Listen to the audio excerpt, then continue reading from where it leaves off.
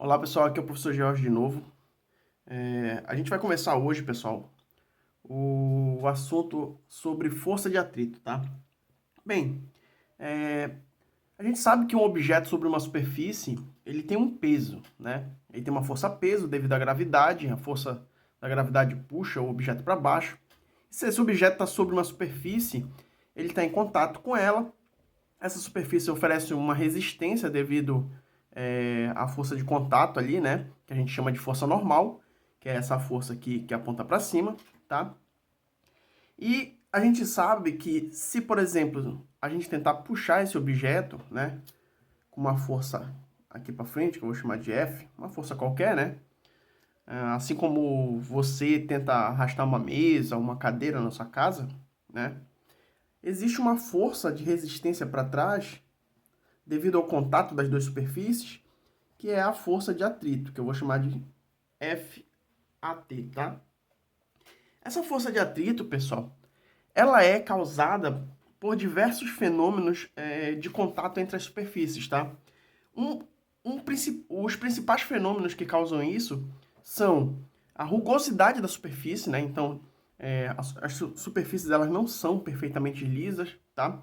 Por mais que você tenha aí um objeto extremamente polido, como vidro, é, é, o granito ou a porcelana, né? Esses objetos ainda assim possuem uma rugosidade, tá? Essa rugosidade, ela faz com que exista uma resistência, né, entre o movimento desses objetos que vai impedir, né, vai criar uma força que vai ser contrária à força que você está aplicando para tentar arrastar, deslocar esse objeto com relação à superfície, tá certo?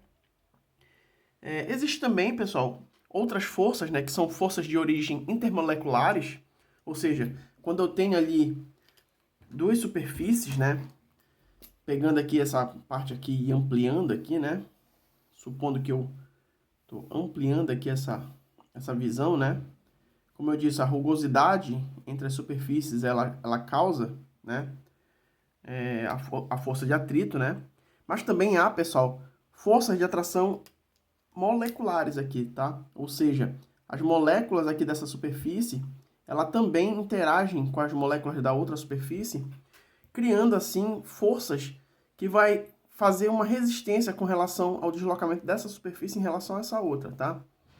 Fazendo com que a força de atrito seja então um conjunto de, de fenômenos ali do contato entre as duas superfícies que vai criar então essa resistência com relação à minha força que está fazendo o objeto se deslocar com relação ao plano, tá? Muito bem. A força de atrito, pessoal, ela tem algumas características, né? Uma delas é que ela sempre age com a mesma intensidade da força aplicada se o objeto não se desloca, ou seja, o gráfico ele fica da seguinte maneira. Olha, o gráfico fica da seguinte maneira: força de atrito, aqui é a força de atrito, tá? FAT por força aplicada. A forcinha que eu apliquei aqui na frente. Deixa eu fazer a seta aqui, eixo X, eixo Y, né? Eixo X, eixo Y. E aqui, ó, enquanto o meu objeto não se desloca, a força de atrito permanece a mesma, que é essa parte aqui do gráfico, tá?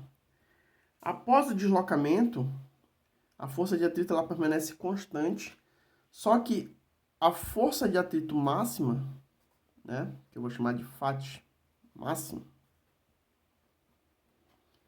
ela é maior do que a força de atrito quando o objeto se desloca, tá? Aqui, estático, ou seja, aqui o objeto não está se deslocando.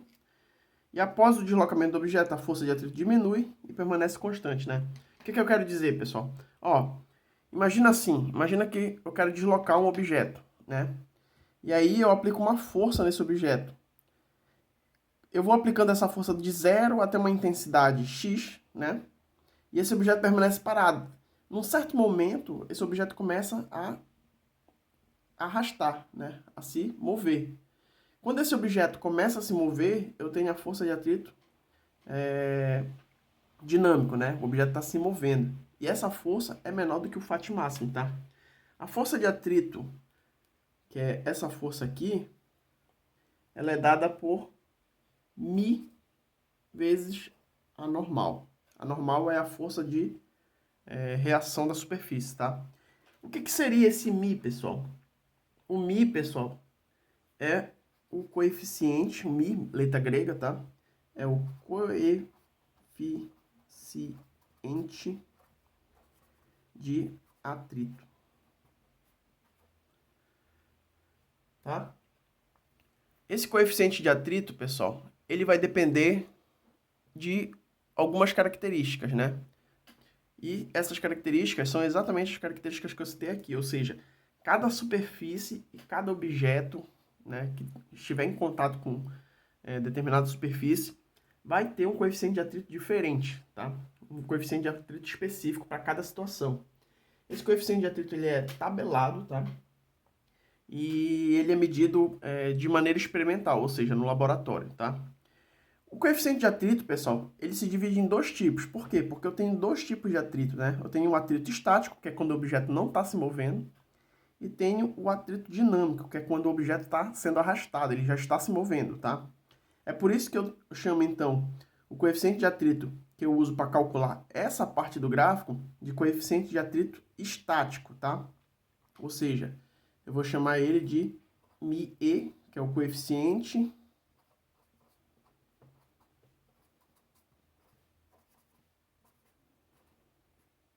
atrito estático. E o μd, que eu vou aproveitar essa escrita aqui, né? Para ser o dinâmico. Tá? MD, coeficiente de atrito dinâmico, que eu uso nessa parte, né? Ou seja, para eu medir a força de atrito de objetos que estão sendo arrastados. E o Mi estático para medir a força de atrito de objetos que não estão sendo arrastados, tá? Bom, vamos ver isso na prática, né? Vou pegar aqui um exemplo do nosso livro didático, no qual eu tenho um corpo. Vou separar aqui a página em duas, né? Eu tenho aqui um corpo. Vou desenhar aqui bem rapidinho. Sobre uma superfície. Esse corpo, ele tem 5 kg, tá? E ele está sendo puxado horizontalmente por uma força de 30 newtons. Se o coeficiente de atrito, μ, né, é igual a 0,1, tá? Qual é a aceleração que o corpo adquire, né? Tá? Adotando G, ou seja, gravidade, igual a 10 metros por segundo ao quadrado. Bom, para resolver isso, pessoal, é relativamente simples, tá? Vamos pegar então aqui e desenhar nossas forças que agem sobre o corpo, né? Nós temos aqui para baixo a força-peso. Força-peso é igual a massa vezes a gravidade. Então, a nossa força-peso vai ser 5 vezes 10, que vai ser igual a 50 newtons. A força normal, como é um plano, né? A força normal é igual a força-peso, que é igual a 50 newtons, tá? A força que está puxando é 30 newtons. Então, o que eu tenho que descobrir é a resultante entre a força que está puxando e a força de atrito, né? Que eu tenho aqui atrás. Essa menos essa vai me dar a força total, que aí aplicando na segunda lei de Newton, que diz que força total é igual a massa vezes aceleração, eu encontro a minha aceleração, que é o que eu quero, tá? Então, vamos lá. Olha só. Como que eu resolvo isso? Eu vou descobrir, então, a minha força de atrito, né? A minha força de atrito, Fat, é igual a μ vezes a normal. A normal vale 50, o μ foi dado pra gente aqui, né? Vale 0,1. Então, a minha força de atrito vai ser igual a 0,1 vezes 50, né, que é a minha normal. Então, a minha força de atrito vai ser igual a 0,1 vezes 50 dá igual a 5. 5 newtons. Certo?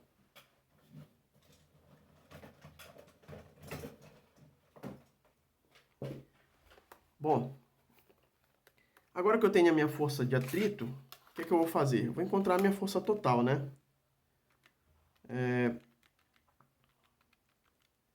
A minha força total, pessoal, que é essa força aqui, ela vai ser a força de atrito, quer dizer, a força de atrito, né? Menos a força que foi aplicada, né? A força F aqui, que é essa força aqui, ó, tá? Então, como é que vai ficar isso? Vai ficar assim, ó, vai ficar que a força total vai ser 30 para um lado, menos 5, né? 25 newtons nessa direção. Então, esse bloco, pessoal, ele vai ser como se eu tivesse 25 newtons puxando ele para frente, tá? Como força é igual a massa vezes aceleração, eu sei que a força é 25, né? Sei que a força é 25 newtons, a massa é 5. A aceleração eu posso encontrar agora, né? O 5 passa dividindo, a aceleração vai ser igual a 25 sobre 5,